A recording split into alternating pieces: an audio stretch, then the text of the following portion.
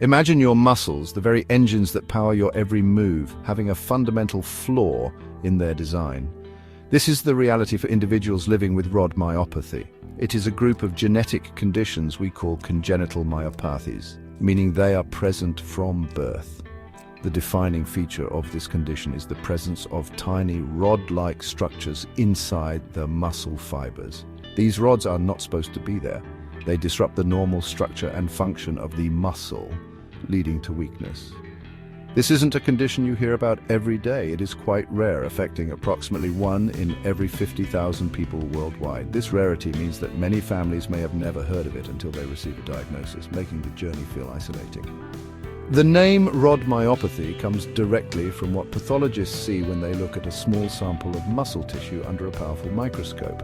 These abnormal structures, which are essentially clumps of protein, are the telltale sign of the disease. While they give the condition its name, it's the underlying weakness they cause that truly defines the experience of living with it. The muscle weakness can vary dramatically from person to person. For some, it is a profound challenge from the first days of life. For others, the symptoms might be much milder and may not even become noticeable until later in childhood, or in very rare cases, even adulthood.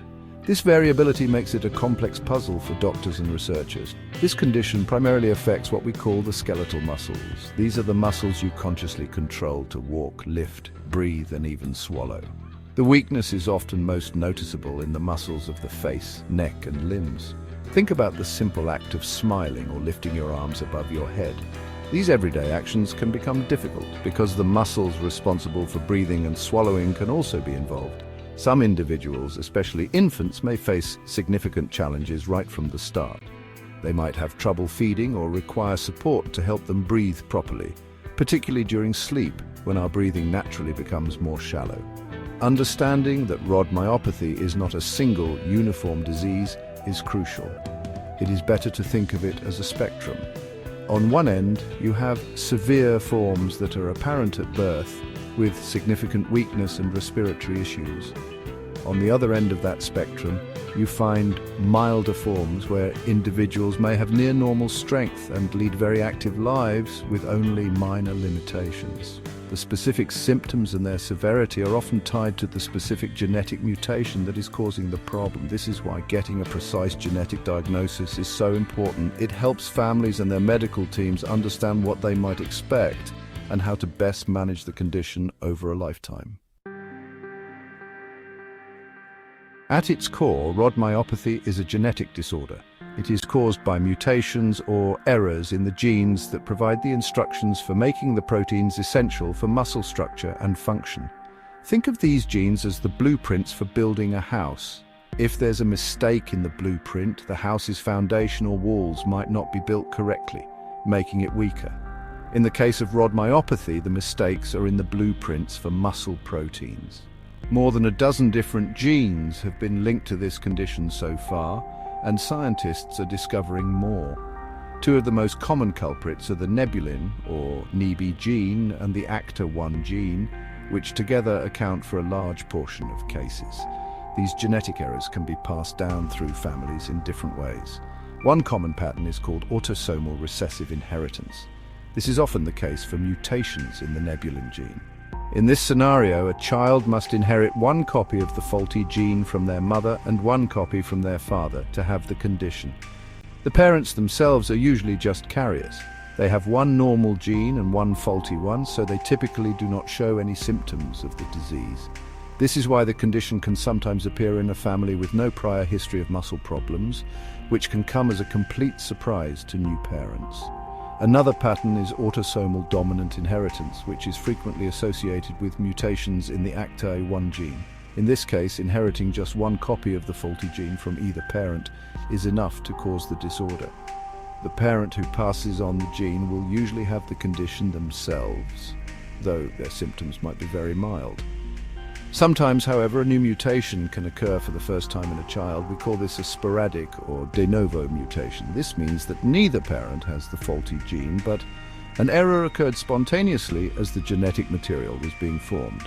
This explains how the condition can arise even when there is absolutely no family history on either side. It is fascinating and also quite complex that different mutations in the same gene can lead to a wide range of outcomes. For example, some mutations in the ACTA1 gene can cause a very severe form of rod myopathy that is evident at birth, while other mutations in that very same gene might result in a much milder version that allows a person to walk and live with minimal support. This shows us that it's not just about which gene is affected, but also about the specific type of error and where it is located within that gene's instructions. This genetic diversity is a key reason why the clinical picture of rod myopathy varies so much from one person to the next. When we talk about the clinical features of rod myopathy, we're really describing how the condition presents itself in a person.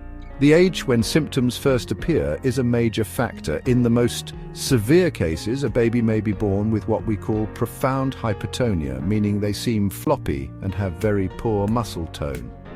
These infants often have significant weakness in their facial muscles, giving them a distinct appearance, and may struggle with breathing and feeding from their first moments.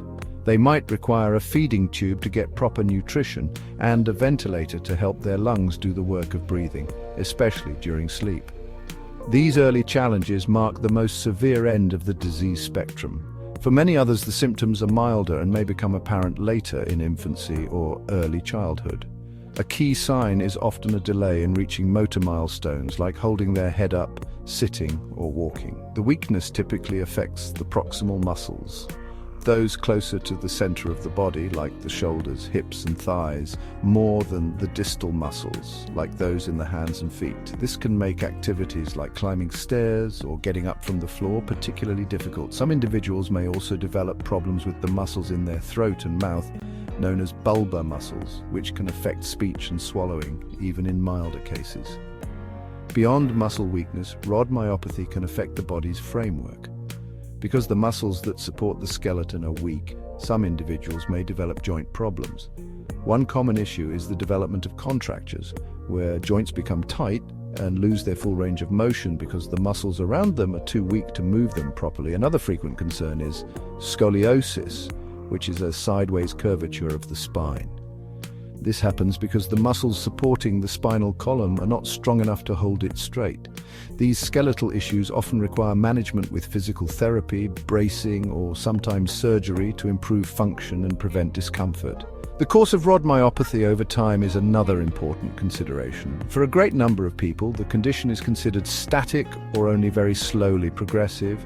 This means that the level of weakness they have in childhood often remains relatively stable throughout their adult life.